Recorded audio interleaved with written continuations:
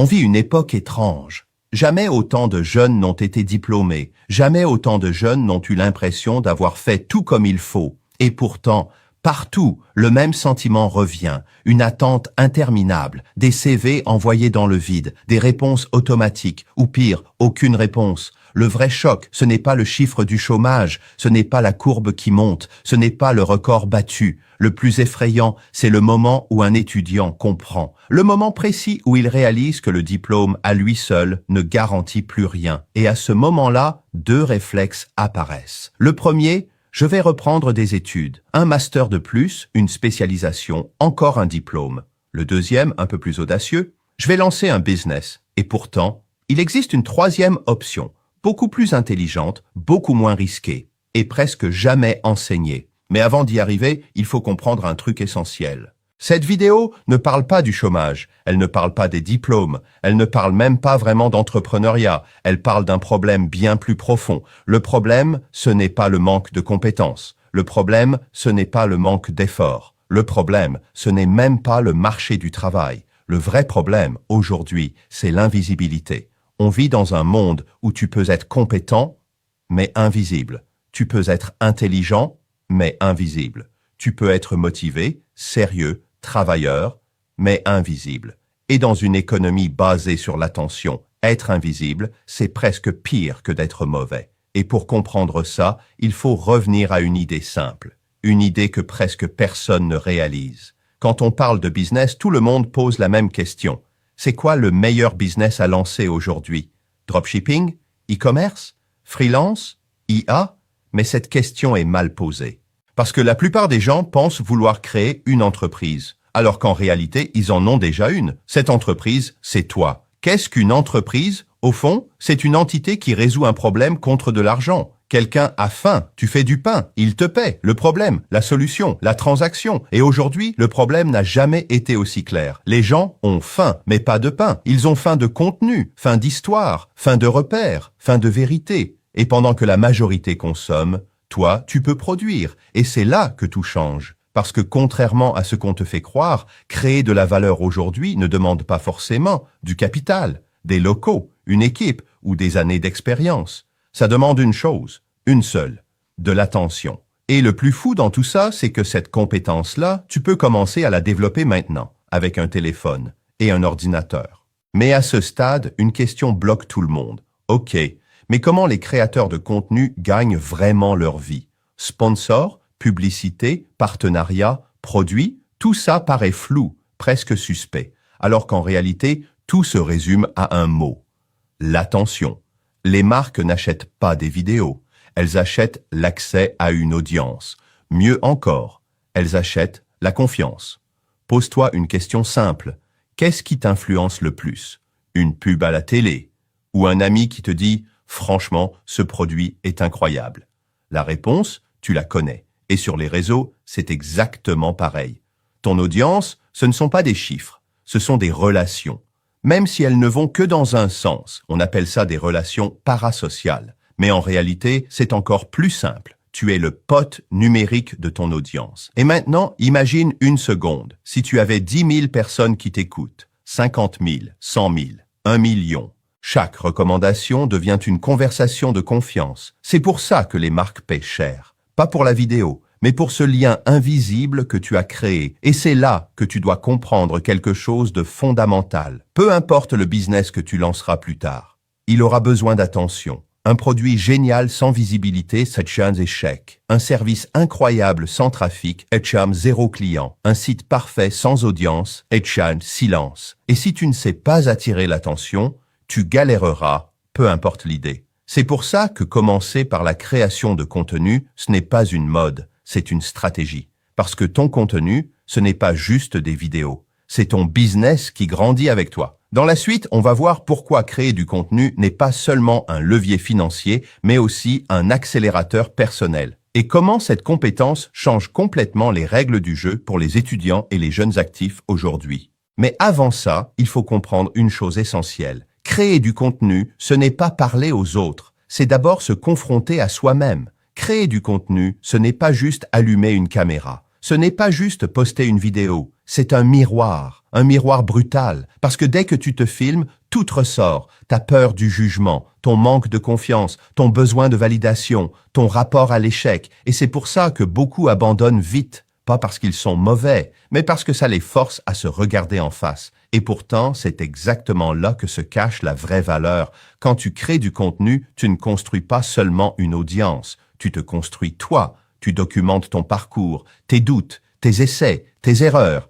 Et sans t'en rendre compte, tu développes des compétences que personne ne t'apprend à l'école. Parler clairement, structurer une idée, captiver une attention, exprimer une émotion. Et surtout, assumer qui tu es. C'est pour ça que la création de contenu est si puissante, parce qu'elle évolue en même temps que toi. Ton audience ne te suit pas pour ta perfection, elle te suit pour ta progression. Et ça, c'est un point que beaucoup de gens ratent. Ils pensent qu'il faut être expert avant de parler, qu'il faut avoir réussi avant de partager, qu'il faut être arrivé avant de commencer. C'est faux. Ce qui inspire, ce n'est pas la réussite finale, c'est le chemin, surtout quand tu es étudiant, surtout quand tu débutes. Si tu pars de zéro, c'est ton avantage, parce que les gens se reconnaissent en toi. Ils te voient galérer, ils te voient douter, ils te voient progresser, et cette proximité crée quelque chose de très fort, la confiance. Et rappelle-toi, ce n'est pas l'audience qui vaut de l'or, c'est la confiance. Mais à ce stade, il y a toujours la même objection.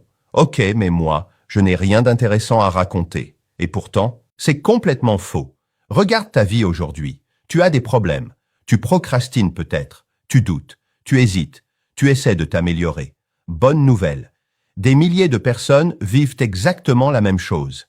La seule différence, c'est que toi, tu peux documenter ce processus. Pas pour faire le malin, pas pour donner des leçons, mais pour partager ton cheminement. Tu ne crées pas du contenu sur un sujet. Tu crées du contenu à travers un problème. Tu montres comment tu cherches des solutions, ce que tu testes, ce qui marche, ce qui ne marche pas. Et sans t'en rendre compte, tu aides les autres en t'aidant toi-même. C'est ce qu'on appelle le build in public. Et c'est extrêmement puissant, parce que la confiance ne se construit pas quand tout va bien. Elle se construit surtout dans les moments de doute. Pose-toi une question simple. À qui fais-tu le plus confiance? À quelqu'un qui est là uniquement quand tout va bien? Ou à quelqu'un qui est là dans les hauts comme dans les bas? Sur les réseaux, c'est pareil. Quand tu oses montrer tes failles, tu deviens humain. Et l'humain bat toujours le parfait. Mais attention, créer du contenu, ce n'est pas poster n'importe quoi, n'importe comment. Comme dans le business, il y a une rencontre à faire entre ce que tu veux partager et ce que les gens veulent regarder. Dans l'économie, on appelle ça la rencontre entre l'offre et la demande. Dans le contenu, c'est exactement la même chose. Tu pourrais appeler ça le vidéo market fit. Si tu parles uniquement de ce qui t'intéresse, sans écouter ton audience, ça ne prend pas. Si tu fais uniquement ce qui marche, sans y mettre ton identité, ça ne dure pas. L'équilibre est là. Et pour trouver cet équilibre, tu dois apprendre à te connaître, vraiment. Comme le disait Socrate, connais-toi toi-même. Prends 2 minutes, vraiment, pose-toi ces questions. Quelles sont les problématiques que tu vis en ce moment? Quelles discussions reviennent souvent avec tes amis? Qu'est-ce qui t'énerve profondément? Quel message aimerais-tu transmettre? Dans quoi aimerais-tu devenir très bon?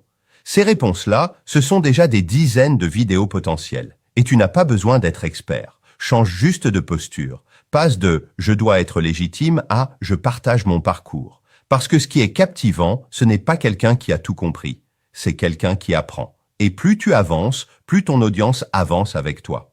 Dans la suite, on va voir comment cette compétence d'attirer l'attention se transforme concrètement en opportunité réelle, comment elle s'applique à n'importe quel business et pourquoi ceux qui comprennent ça tôt ont une longueur d'avance énorme. Attirer l'attention, ce n'est pas une fin, c'est un levier. Et c'est là que beaucoup se trompent. Ils pensent que la création de contenu, c'est devenir influenceur, faire des placements, vivre de partenariats. Mais ça, ce n'est qu'une conséquence possible. Pas le cœur du système. Le vrai pouvoir, c'est le transfert, la capacité à prendre l'attention que tu sais générer et à la mettre au service de n'importe quel projet. Il y a 2 chemins principaux. Premier chemin, tu construis une audience, tu gagnes sa confiance. Et un jour, tu proposes quelque chose, un produit, un service, une formation. Pas besoin de publicité massive, pas besoin de convaincre à froid. Tu parles à des gens qui te connaissent déjà, qui t'ont vu évoluer, qui savent d'où tu viens, qui te font confiance. Deuxième chemin, tu ne vends rien pour toi. mais tu maîtrises l'attention. Et cette compétence, elle est rare, très rare. Si tu sais créer du contenu qui capte, qui retient, qui convertit, qu'est-ce qui t'empêche de le faire pour une marque, pour une entreprise, pour un projet plus grand? En réalité, créer du contenu pour soi, c'est apprendre le marketing dans sa forme la plus pure. Construire une audience, c'est de l'acquisition client. Créer une identité forte, c'est du branding. Être viral, c'est comprendre la psychologie humaine. Et ce qui est fascinant, c'est que les entrepreneurs qui réussissent aujourd'hui ont tous compris ça. Regarde Elon Musk, il n'achète pas seulement des entreprises, il capte l'attention. Regarde Alex Hormozy, son business fonctionne parce que son audience existe déjà. Regarde le fondateur de Gymshark, il a commencé en documentant, en créant du contenu. La différence avec la majorité des gens, eux ont souvent créé le produit d'abord, puis appris le marketing après. Toi, tu peux faire l'inverse. Tu peux apprendre à attirer l'attention d'abord, construire une audience ensuite et créer un produit quand tu sais exactement ce que les gens veulent. C'est l'ordre logique. Attention, confiance, produit, pas l'inverse. Et il y a un autre avantage énorme dont personne ne parle assez. L'effet cumulé.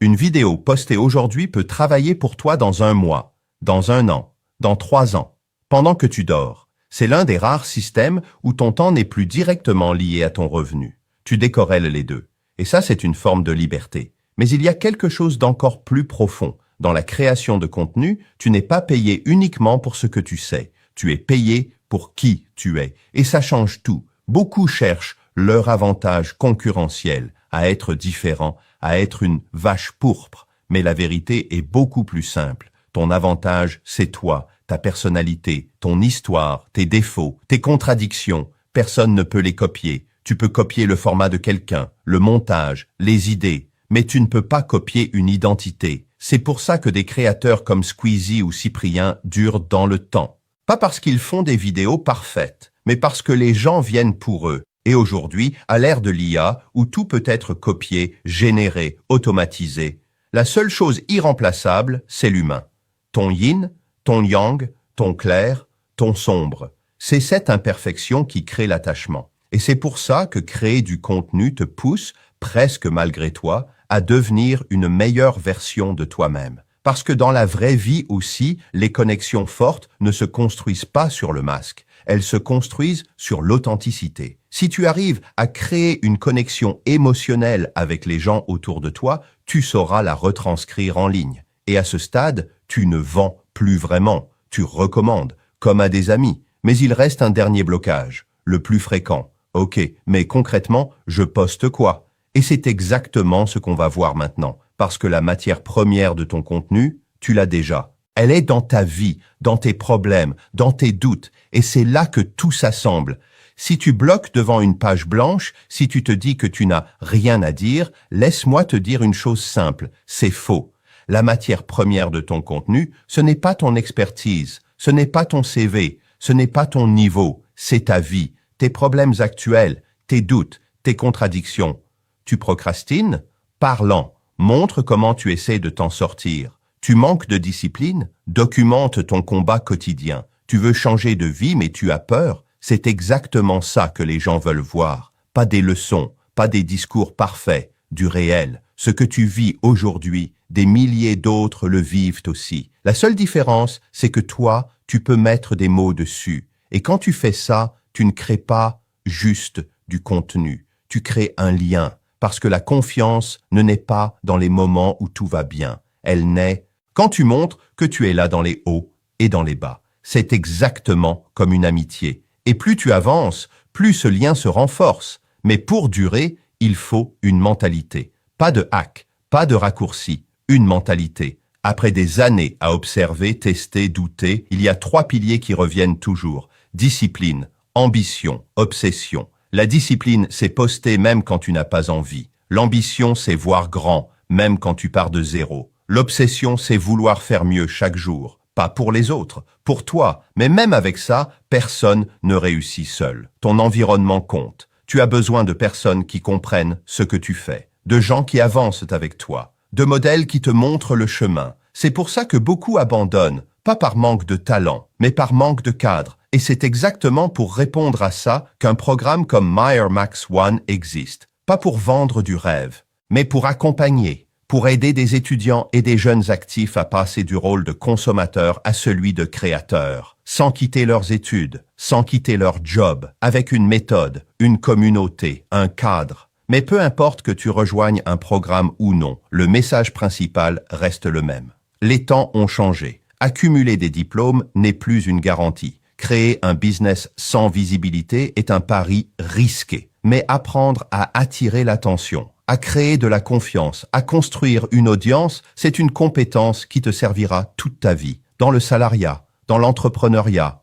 dans n'importe quel projet. Parce que l'attention, c'est la monnaie de notre époque. Et la création de contenu est l'un des rares moyens d'y accéder sans capital. Alors la vraie question, ce n'est pas « est-ce que ça va marcher ?», la vraie question, c'est « est-ce que tu préfères rester spectateur ou commencer à construire ?» Dis-moi en commentaire ce qui te bloque aujourd'hui dans la création de contenu. Et rappelle-toi d'une chose, ce n'est pas le talent qui crée l'élan, c'est l'effort. Et c'est l'effort qui crée l'effort.